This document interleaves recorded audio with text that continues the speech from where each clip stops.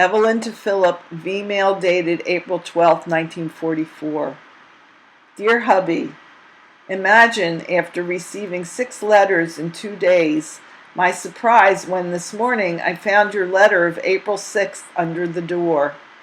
In answer to several of your queries, I don't think the pinafore is worth all the trouble to make saddle stitching as you suggest. I've told you repeatedly that I am not having a fur hat made, that I am using the fur-trimmed hat that Gloria gave me. That is about the 10th time you've asked, and I hope this will answer your constant inquiries about it. Mayor Taylor is a bombardier and has been in many missions over Germany. On a recent trip over Frankfurt, the gas mask of the gunner went out of commission. I don't think it was a gas mask, but something to help him breathe in the high altitude. Mayer immediately doffed his and placed it on the gunner, thereby saving his life at risk of his own. The pilot noted what transpired, broke formation, and hit for a lower altitude to give Meyer a break, and they all made it safely back to their base. Naturally, Mayer was a hero, and his picture appeared in the newspapers along with the story of his heroism. That covers your letter of April 6th, sweet, and I must add that you sounded in a devilish mood when you wrote it. What do you mean you don't care how you spend my money? Don't you mean our money? I bought Adele an ice cream cone the other day, and she positively refused to eat it. It was strawberry, by the way, for chocolate is not always attainable. Nevertheless, she only goes for ice cream when she's in the mood for it. I guess she doesn't take after her mother or father in that respect, huh? A letter from my brother set a new record yesterday. He wrote the letter, airmail, on April 8th, and my mother received it on April 11th. Just 3 days, honey, and that really is something. All the way from England. It must have caught a fast-traveling plane at exactly the right moment. The best I've ever had from you was 5 days old. I have all your mail up to and including April 6th, and that is something too. I only hope it continues to arrive so speedily and regularly. In case my letter of yesterday is late in arriving, I hasten to inform you that Adele and I had our pictures made at Claire Pruitt's yesterday.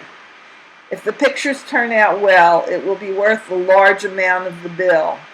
If not, you'd better not ask me to take any more pictures for a long while, 'cause this deal left me flat broke and then some. I'm truly sorry I cannot send the proofs along, but I shall do my best in connection with them. My letter will explain further about the whole thing. I brought Adele in at 5, baby, and though I was busy undressing her and about to give her dinner, I was 3,000 miles away in the arms of my beloved hubby. I love you so much, Phil. Sigh. But then I always did, always will, and am always your Ev. P.S. Didn't realize I had more space and shall use it to advantage if you don't mind. I love you, darling. Evelyn to Philip, April 14th, 1944. Darling Phil, I didn't write yesterday and I have 2 good reasons for same. I didn't finish with Adele, bathing, cleaning up afterwards, till very late, having started at 8 p.m., and thought I'd rest a bit before starting on my letter to you, sweet. Then we had a surprising and most unexpected blackout, which lasted for a half hour. During this time, I became sleepy and went straight to bed. This morning there was no mail, but this afternoon, 3 letters from you, sweet, those of 6, 8, and 9 April. I can't tell you how surprised I was. Here I am, all caught up on my mail, and not expecting any for at least a few days, when I am so pleasantly rewarded by not 1 but 3 letters, and lengthy ones at that. Before I comment on your letters, I have an enclosure I want to speak about. This snap was made a few weeks ago.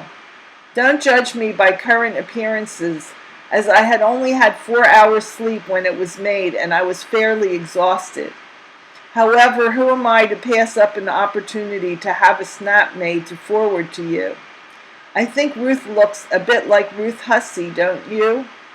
Doesn't she look grown up? She's almost as tall as I am, being 5'4". Adele looks fair, and Seymour looks fairly good. In the letter of the 6th, you take the trouble to explain your apparent coolness toward Adele. I know your nature well, and while I can understand it to some degree, I never liked it. After all, she is your daughter, and a lovely one at that, and once loving from both her mom and pop. I wouldn't want you to fuss over her, but I'd surely like to see you pay more attention to her than you did when you were home. I always felt that you were leaving too much of it to me, and this feeling is largely responsible for my dubious reactions about having another. You may not realize it, sweet, but there are many such things which do or don't influence a mother in that respect. You definitely are not the father type, but then maybe it's better your way. I have yet to see it to definitely make up my mind. Page 2. Your letter of 8th April deals with the trip to Norwich, which reminds me, we had a letter from Harry W., and he said he visited Nottingham, which I note after careful scrutiny of a map of England is not too far from Norwich. However, he may be far from Nottingham, and I don't know exactly how far you are from Norwich, though I gather it's not far. I see you are quite a long distance from London. Your letter was altogether interesting and absorbing in regard to the Norwich trip, but I particularly disliked your feeding on fish and chips. I've asked you time and again to please not eat fried, fatty foods, and you persist. Not that I care that much about what you eat, but since I know the effect these foods have on you, I'd certainly appreciate it if you'd go easy on them. You say the food at camp is good, and I can't see why you pass up so many meals. Your letter of the 9th informed me that you had written to Mr. Silver, to which I replied, good. I'm sorry your luck is so bad at cards, and I'm sure it wouldn't be if you had an ample reserve on hand. You seem to be luckier that way. Money goes to money, you know. Or am I just being superstitious?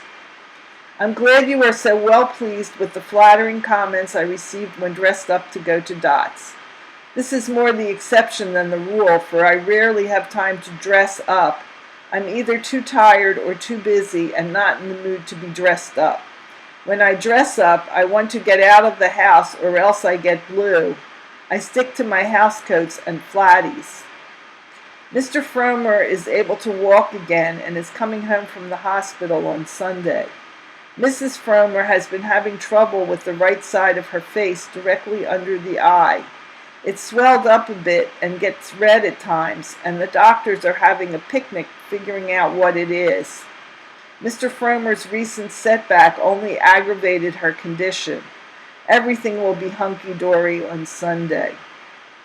I don't think Snuff will have to leave on April 20th.